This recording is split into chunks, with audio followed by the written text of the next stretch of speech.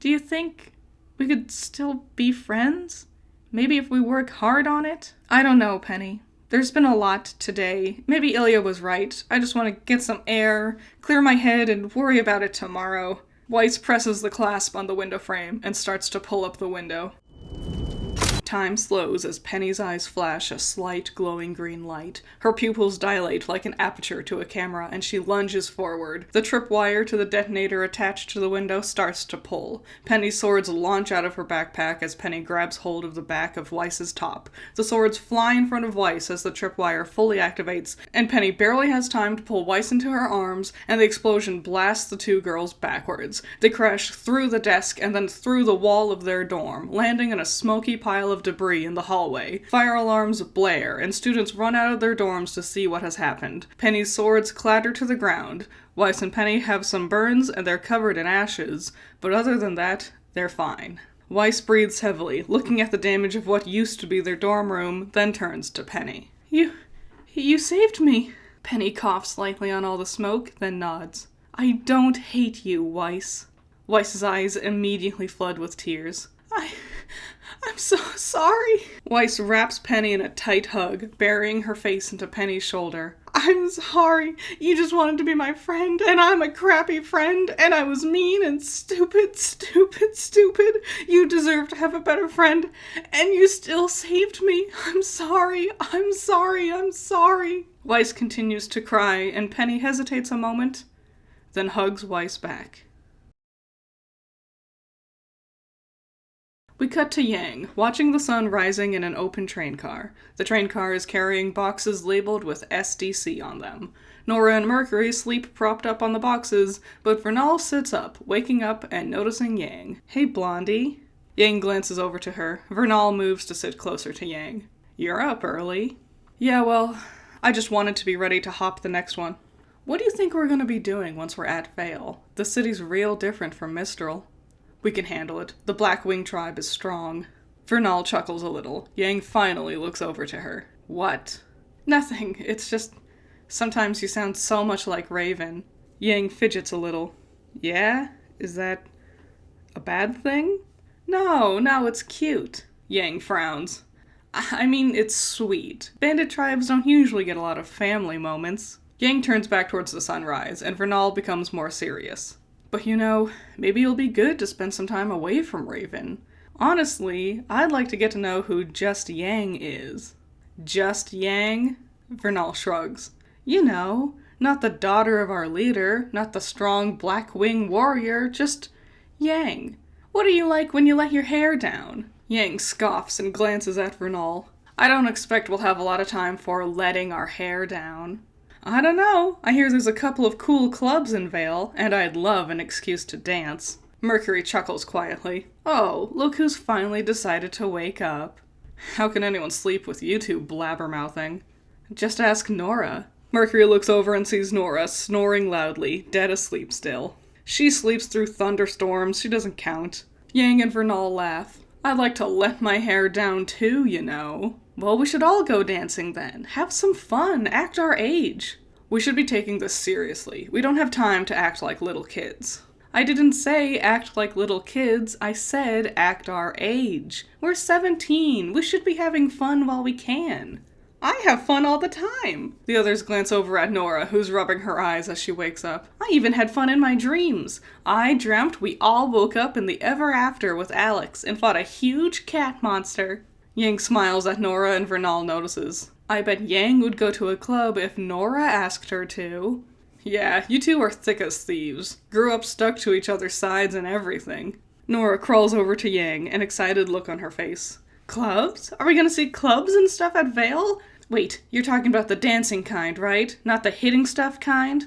Yang sighs and wraps an arm around Nora's shoulders. Yes, we can go dancing, but only after we get our information from the headmaster of Beacon. The other three cheer and Yang laughs, rolling her eyes. We cut to the Forever Fall forest. The students are following Glinda through the trees as she explains a factoid about the forest. Neo taps Ruby's shoulder, and when she turns towards her, Neo changes her hair and eyes to match the colors of the leaves. It's a good look on you. Neo poses and smiles. Jean places a hand on her shoulder. Every color looks good on you, Neo.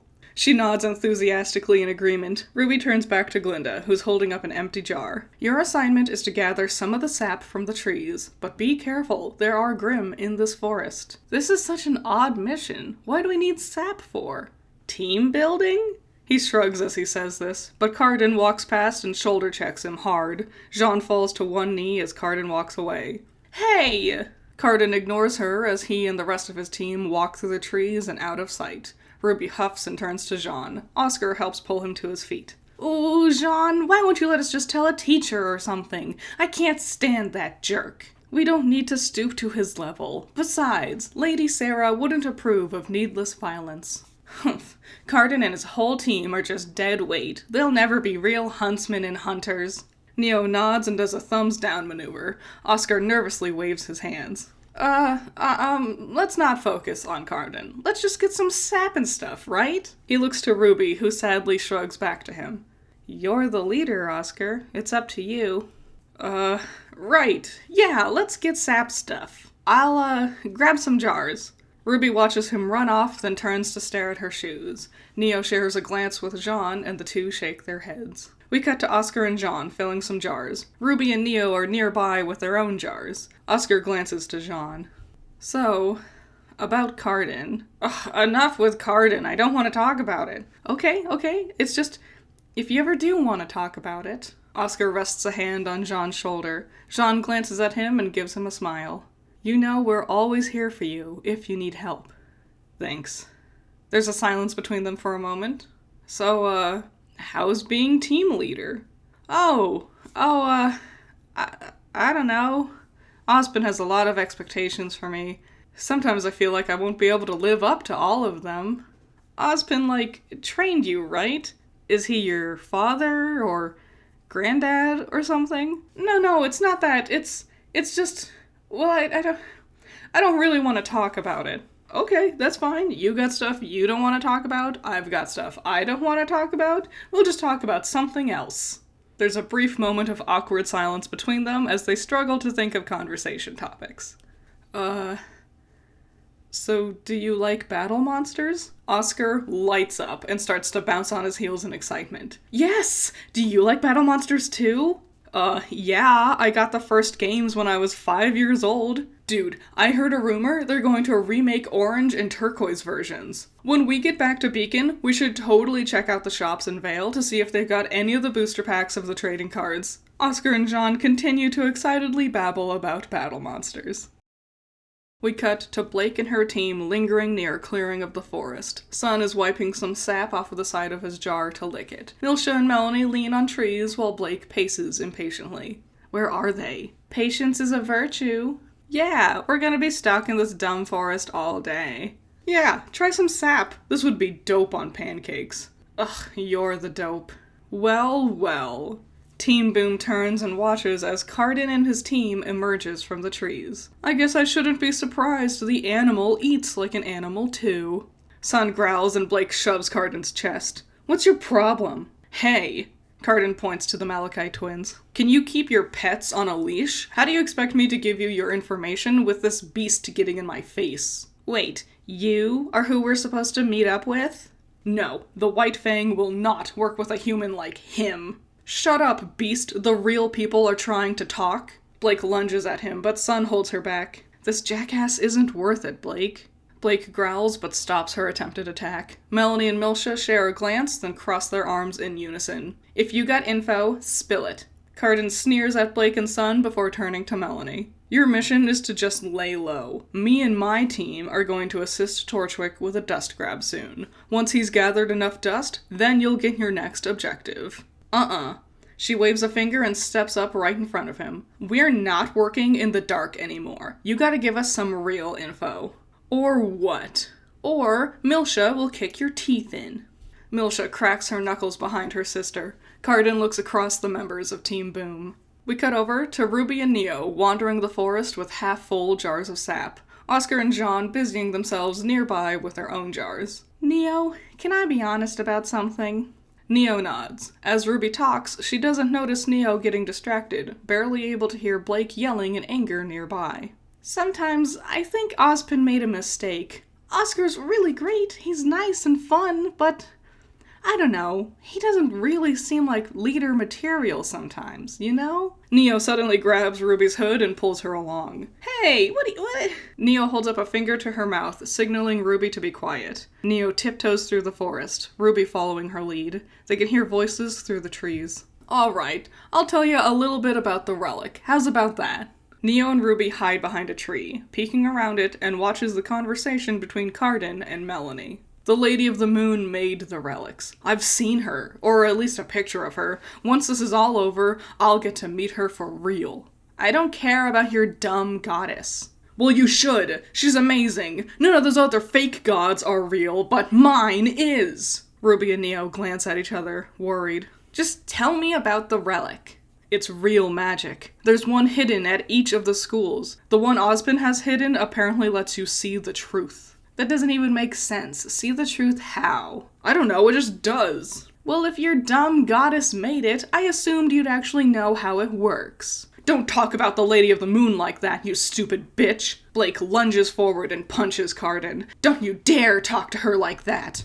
Suddenly, the others in Team Cardinal move to fight, and the rest of Team Boom joins alongside Blake. They all throw blows at each other, and Neo taps Ruby's shoulder to get her attention. Neo gestures for them to leave, and Ruby nods. The two turn and start to tiptoe away, when a low roaring sound catches their attention. Ruby turns and sees 3 Ursa burst out of the tree line and dive towards the fighting students. Right behind them, a massive Ursa Major emerges too. As the Ursa roars, we see Jean and Oscar noticing the sound of the Grimm. Ruby gasps as the Grimm tear into the students. Blake, Sun, Melanie, and Milsha dodge the sharp claws, but Team Cardinal aren't fast enough, being slashed and crushed under the Grimms' mighty weight. And Ursa turns and batters at Blake. She cartwheels out of range, but crashes into a tree. The Grimm come barreling towards her, and she reaches for her sword, but a flash of red rushes in front of her, and suddenly Ruby is there, slashing away the Grimm's attack. Ruby turns and looks at Blake, and the girls lock eyes with each other. Yellow eyes. Silver eyes. Are you okay? Yeah, thanks, kid. Blake bounces to her feet, drawing her sword. She and Ruby do a combo slash to kill the Ursa. Milsha and Melanie do a combo move to batter another one, sending it tumbling over. Milsha then turns and bicycle kicks into the Ursa Major. Neo dives in and finishes off the felled Ursa. A roar comes from behind her and she turns to block the strike. Oscar's suddenly there with his cane to deflect the hit. She and Oscar spin around and batter the Grimm until they finally pierce its flesh and it stops moving. Sun twirls his gunchucks at the Ursa Major, but it shows no sign of slowing. It launches at him, but Jean is suddenly there to block the claws with his riot shield. Blake and Ruby finish off the last Ursa. Now all of them turn to the Ursa Major. With all members of Team Boom and Team Orange spinning around the beast, defending each other and battering at it from all sides, it's not long before it starts to slow. Roaring angrily at the barrage, finally, Jean charges towards it, and with a quick spin, he is able to behead the massive beast, its lifeless body collapsing among the red leaves of the forest. Everyone stops and breathes heavily, taking in the results of their fight. Jean's face falls and he drops his weapon. No. He runs over to Dove. They're not moving. Huge claw marks tear through their back. No. Jean falls next to Dove, his palms glowing white as he tries to heal their wounds, but it doesn't work. Jean then runs to Sky and tries to heal his wounds, but again, his body is still and lifeless. It's the same with Russell. Nothing. Finally, Jean runs to Cardin. Cardin's armor is concaved into his chest, his legs seemingly crushed. One of his arms is gone, and there's a gash across his face. Jean's palms glow white, and the wound on Cardin's face starts to heal. Cardin coughs weakly, and Jean turns to the others. He's alive! Quick, get Glinda, we need to get him to a hospital. Ruby nods and quickly runs through the forest with her semblance. The others stay behind and watches as Jean tries to heal Cardin. We cut to the inside of a hospital. We can see Cardin in a bed, wrapped up in bandages. Jean sits next to him, praying. Neo and Ruby stand outside the room, and Oscar approaches them. Jean says he's gonna stay here a while longer. He said he'll catch up. Oscar, Cardin was talking about some weird stuff before the Ursa showed up. Neo slaps Ruby's arm to get her attention. They turn and see Blake, walking with Glinda and a police officer nearby. Blake glances at Ruby, but then turns and walks away. Ruby turns back to Oscar. We'll talk about it later, but he was talking about some crazy stuff about Ozpin. Oscar looks worried for a second, then shakes his head. Let's not worry about it right now. But Oscar...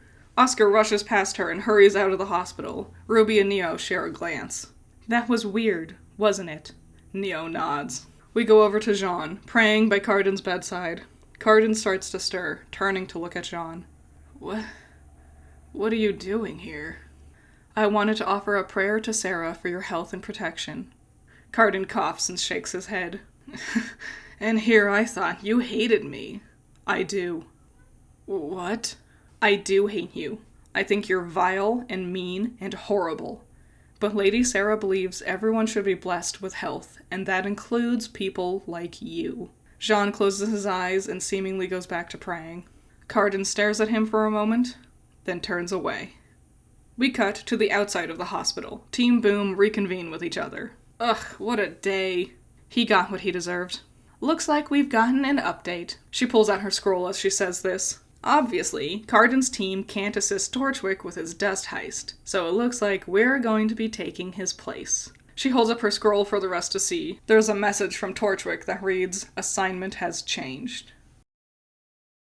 First of all, I want to give a really big shout out to all this awesome fan art. I cannot thank you enough. It's really, really cool. I really, really love all the different art everyone has done. It's really awesome, and I really appreciate it. It's super cool seeing you all, like, drawing the designs I came up with for these characters.